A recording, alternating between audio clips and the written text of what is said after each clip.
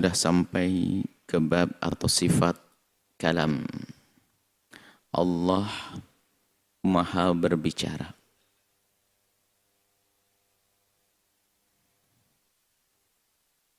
Yang dimaksud Allah berbicara disebutkan. Tentunya pembicaraan Allah, kalam Allah. Jadi gini, gambaran tentang kalam. Kalam Allah ada yang sudah dituliskan dalam Al-Quran. Maka Al-Quran itu tulisan tentang kalam Allah. Adapun kalam Allah adalah pada zat Allah. Kemudian kalam Allah itu ditulis dalam Al-Quran dan dihafal di dada orang-orang yang beriman. Yang harus kita yakini bahwasanya Allah Maha berbicara. Dan ini karena disebutkan dalam Al-Quran. Wa kallamallahu Musa taklima. Allah mengajak berbicara Sayyidina Musa alaihissalam dengan pembicaraan. Yang tahu hanya Allah dan Nabi Musa yang merasakannya. Yang harus kita yakini bahwa Allah Maha berbicara atau berfirman. Dan firman Allah itu tanpa suara, tanpa huruf, dan tidak ada yang mendahului ataupun yang menyusul. Kalau omongan kita, bahasa manusia, ada subjek, ada objek, dan seterusnya, ada maju, dan ada yang di depan, ada yang di belakang. Tapi kalau kalam Allah adalah qadim, dahulu dan dahulu, tanpa suara, tanpa huruf, dan dahulu sedahulunya zat Allah. Ini adalah keyakinan kita ahli sunnati wal jamaati al-ash'ariyati. Di sana ada keyakinan selain daripada ahli sunnah, keyakinan kaum Mu'tazilah mengatakan bahwasanya kalam Allah itu baru, karena yang dimaksud kalam Allah adalah apa yang Allah berlakukan kepada makhluknya di saat mengucapkan kalam Allah. Allah menjadikan kalam pada selainnya. Contoh menjadikan kita mengucapkan Bismillahirrahmanirrahim. Sebetulnya dalam hal ini, karena cara pandang yang berbeda, membuahkan hasil yang berbeda. Sehingga kaum Mu'tazilah tidak dikatakan kafir atau dalam hal ini. Sebab perbedaannya perbedaan cara pandang dan ijtihad di dalam memahami kalamullah.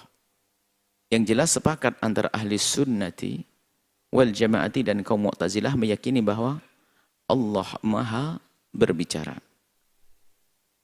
Kalau menurut kita ahli sunnati wal jamaati, firman Allah itu Maha dahulu dan adanya tidak berpermulaan.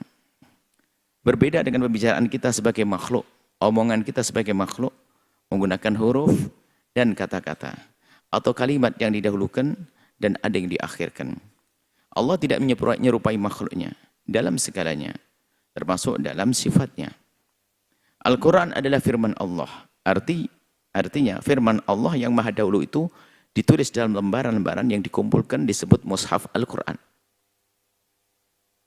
Yang tertulis dalam huruf itu adalah kalam Allah. Jadi kalam Allah ditulis dalam Al-Quran. Sehingga karena kalam Allah sudah ditulis dalam Al-Quran, maka Al-Quran, kalau kita tanya apakah Al-Quran kalamullah, ya kalamullah. Akan tapi yang dimaksud Al-Quran kalamullah, berarti Al-Quran huruf-huruf inilah yang telah menulis kalamullah. Yang maha dahulu. Yang tertulis dalam mushaf itu adalah kalam Allah yang maha dahulu. Begitu juga di saat kita membaca Al-Quran. Artinya kita telah melafadzkan firman Allah yang maha dahulu. Memang penulisan di mushaf itu ada permulaannya. Begitu juga di saat kita membaca Al-Quran ada permulaannya. Ada waktu untuk mulainya. Sudah pasti penulisan Al-Quran secara bacaan kita terhadap Al-Quran, serta bacaan kita terhadap Al-Quran, penulisan Al-Quran serta bacaan kita terhadap Al-Quran adalah baru kita mengucapkan Bismillahirrahmanirrahim sekarang. Akan tapi kalau kita kembalikan ke asalnya, ini adalah kalamullah. zat yang maha dahulu. Tetapi yang tertulis dan yang terucap, yang tertulis bukan tulisannya. Yang tertulis adalah kalam Allah yang maha dahulu, yang tanpa suara dan tanpa kata-kata. Ini adalah penjelasan kaum Asy'ariyah agar kita terhindar dari menyerupakan Allah dengan makhluknya. Oleh karena itu, kita tidak boleh meremehkan kertas yang tertulis di dalamnya firman Allah. Karena merendahkan kertas tersebut artinya telah merendahkan kertas yang tertulis di dalamnya firman Allah.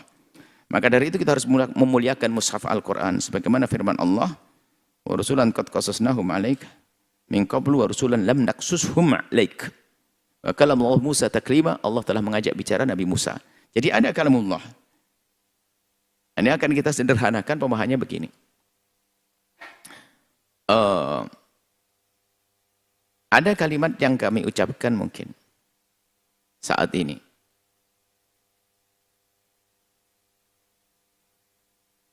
Omongan dinisbatkan kepada tokoh misalnya. Presiden Republik Indonesia Soekarno berkata misalnya. Atau Pak Hatta ngomong zaman itu. Kemudian ditulis. Itu perkataan, slogan-slogan itu ditulis. Lalu kita baca saat ini. Yang membaca malesan kita hari ini kita mengucapkannya. Akan tapi kalau ditanya ini omongan siapa? Nggak akan orang mengatakan itu omongan kita. Pasti dinisbatkan kepada yang punya omongan. Selalu begitu. Ini adalah ucapan Presiden Soekarno. Ini ada ucapan Pak Wakil Presiden Hatta waktu itu misalnya. Biarpun kita mengucapkan saat ini langsung dikembalikan kepada asalnya. Ya karena manusia asalnya ya manusia yang berpermulaan. Cuman ini bicara tentang kalamullah, bismillahirrahmanirrahim, kalamullah yang kita ucapkan saat ini, maka ini adalah kalamullah.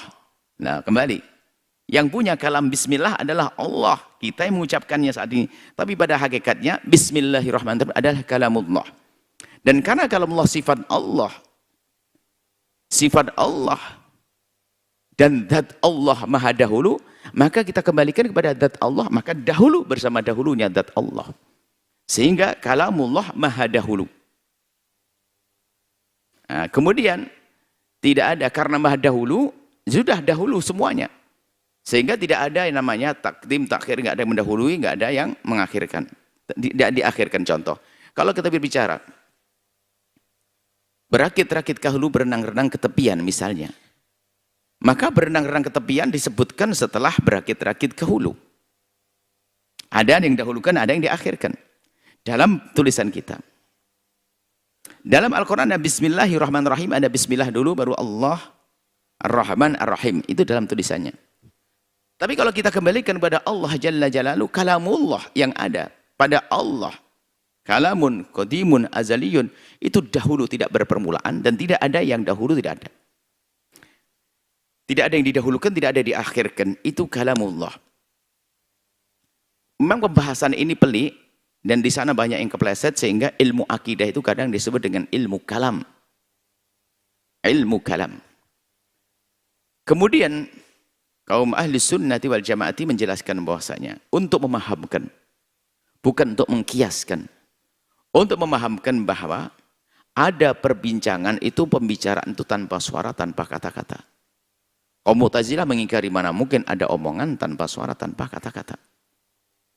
Kemudian kaum Asy'ariyah mengajak melihat diri kita sendiri. Mungkin Anda pernah bertemu dengan orang tiba-tiba ngomong sepatah kata lalu berkata enggak jadi. Kenapa? Nanti aja deh. Berarti sebetulnya di dalam hatinya ada beberapa omongan yang akan diomongkan dan sudah ada dalam hatinya. Belum diomongkan, hanya enggak enak jadi nanti. Atau ada orang ngomong itu, aku tadi mau ngomong itu sebetulnya. Cuman keduluan sama dia. Loh, artinya dia sudah ngomong, loh, tidak diucapkan. Namanya ngomong dalam hatinya. Sehingga disebut kalam nafsi. Kalam nafsi. Maka kaum Asy'ariyah jangan kepleset juga. Bukan kita mengiaskan Allah. Mengiaskan Allah dengan makhluknya. Atau mengiaskan kalam Allah dengan kalam makhluknya. Tidak. Ini dalam berhujah bahwasanya ada omongan yang tanpa suara, tanpa kata-kata. Coba saya akan ngomong banyak di sini. Apakah sudah ada hurufnya? Belum ada hurufnya. Ada kata-katanya? Belum ada. Saya pengen ngomong banyak nanti. Betul, saya tadi ketemu calon mertua misalnya yang jomblo itu, ketemu mertuanya nggak jadi bisa ngomong. Terkunci, padahal aku tadi mau ngomong banyak, ya Allah, terkunci mulutku. Begitu. Jadi sebenarnya ada kalam di dalam hatinya, namanya kalam nafsi. Sehingga kalau ditanya, apakah ada? Dan kalau Asy'ariyah mengatakan bahasanya, ada kalam yang malfud, yang sudah diucapkan dalam bentuk mushaf, ditulis dalam mushaf Al-Quran. Tapi ada kalam nafsi, kalam yang disebutkan kepada Zatillah subhanahu wa ta'ala. Dan itulah yang kita bahas, kalam qadim. Kalam yang maha dahulu adalah kalam yang disebut kepada Zat Allah. Nah kemudian ini kita yakini bahasanya Allah yang maha berbicara dari dulu dan dahulu. Sehingga kita ahli sunnah wal jamaah mengatakan Quran kalamullah qadim. Kalamullah qadim adalah Quran dicetak hari ini. Sehingga bahasanya Imam Ghazali, Al-Quran kalamullah al-qadim. Al-Quran kalamullah yang maha dahulu itu, apa kata Imam Ghazali? Maktubun fis sutur, ditulis di dalam lembaran-lembaran. Mahfudun fis sudur, dihafal oleh para orang-orang penghafal Quran. Itu yang dihafal Al-Quran kalamullah. Ya seperti tadi, berakit-rakit dahulu, berenang-renang ke tepian, itu omongannya siapa? Tidak tahu dulu siapa. Pasti ada yang ngomong pertama kali. Bukan omongan saya. Kalau ada yang mengatakan, seperti yang pernah saya katakan, itu omongan saya sendiri. Berakit-rakit ke hulu, berenang-renang ke tepian. Oh, enggak ada. Itu bukan omongan saya. Pasti dinisbatkan pada yang punya. Al-Quran yang punya omongan ini siapa? Allah. Dinisbatkan Allah Jalla Jalaluh. Dinisbatkan kepada Zat Allah. Maka kalamullah adalah qadimun azaliyun. Kalamullah kalamun qadimun azaliyun. Bila harfin wala sautin, wala taqdimin wala ta'khirin. Itu adalah pembicaraan tentang kalamullah. Baik, kita tinggalkan tentang kalamullah maha dahulu. Tapi kalamullah yang maha dahulu itu adalah dituliskan dalam lembaran menjadi kitab Injil, Zabur, dan Taurat, kemudian Al-Quran. Jadi itu semua kalamullah. Injil, Zabur, Taurat adalah kalamullah. Firman Allah. Adapun nanti perbedaannya lagi adalah antara kitab-kitab tersebut adalah masalah penjagaan. Jika kitab terdahulu memang betul wahyu dari Allah, tapi Allah tidak berjanji untuk menjaganya, maka akan terjadi perubahan-perubahan. Dan itu diakui sendiri di kalangan mereka. Bukan kita mengada-ngada. Karena antara cetakan dengan cetakan, terjemahan dengan terjemahan semakin berudak.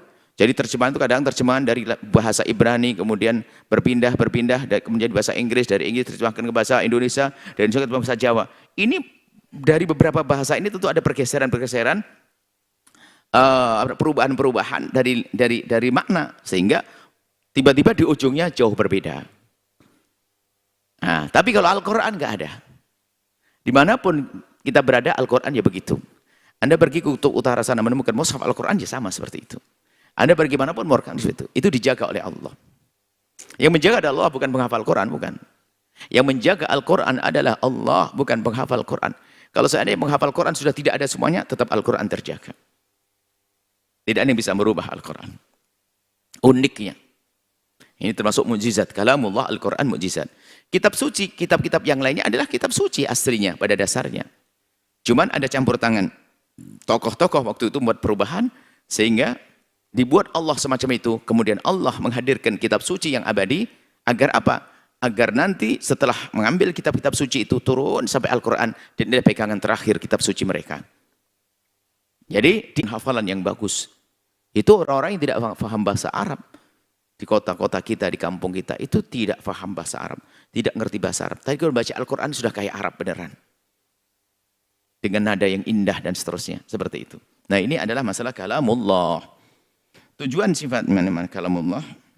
Kembalikan dari sifat kalam adalah al-bakam. Maka jangan sampai ada berkaitan Allah tidak maha berbicara. Karena disebutkan di dalam Al-Quran.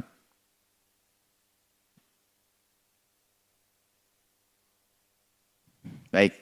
Ini adalah tentang sifat Allah, namanya sifat kalam, dan harus kita yakini menurut akidah kita ahli sunnah wal jamaah, Al-Quran memang tertulis, dicetak tahun 1900 berapa. Tapi Al-Quran ini adalah kalamullah, menunjukkan pada kalamullah yang dahulu dan dahulu. Dahulu dan dahulu, adapun dan abadi. Adapun ini Al-Qurannya, mushafnya, kertasnya bisa dicetak tahun berapa, dan bisa setelah itu ada dimakan rayap dan hilang. Akan tapi ini harus kita anggap sebagai kalamullah karena memang semua orang tahu ini kalamullah. Kalamullah ini menunjukkan pada kalamullah. Ini kalamullah, nggak mungkin. Selagi menunjukkan kalamullah maka kita katakan itu kalamullah. Sehingga dia harus kita hormati. Jangan mengatakan, kan kalamullah yang sesungguhnya bukan ini. Oh, enggak boleh ngomong gitu. Lalu kita rendahkan Al-Quran, enggak boleh.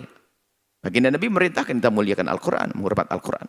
Al-Quran sendiri mengatakan agar kita tidak menyentuh Al-Quran dalam keadaan suci dan seterusnya. Baik, ini masalah kalamullah. Adapun kaum Mu'tazilah mengatakan kalamullah ya ini sudah Al-Quran, sehingga kalamullah menurut kaum Mu'tazilah adalah baru. Nah, dan bahkan mereka harus mengatakan baru karena menurut mereka tidak ada kalam nafsi. Yang ada hanya kalam yang tertulis, sementara ini baru dicetak kapan, maka dikatakan itu adalah baru. Berdasarkan inilah maka Mu'tazilah pun juga tidak boleh kita katakan keluar dari iman, karena menurut kaum Mu'tazilah adalah yang dimaksud kalamullah adalah Allah telah menjadikan kalam pada makhluknya. Sehingga karena makhluknya baru, kemudian berucap, maka kalamullah menurut kaum Mu'tazilah adalah hadis atau baru. Perdebatan panjang antara kaum Mu'tazilah dengan kaum Asy'ariyah, perdebatan panjang, menelan banyak korban dan juga penindasan, penganiayaan dari daulah Abbasiyah waktu itu.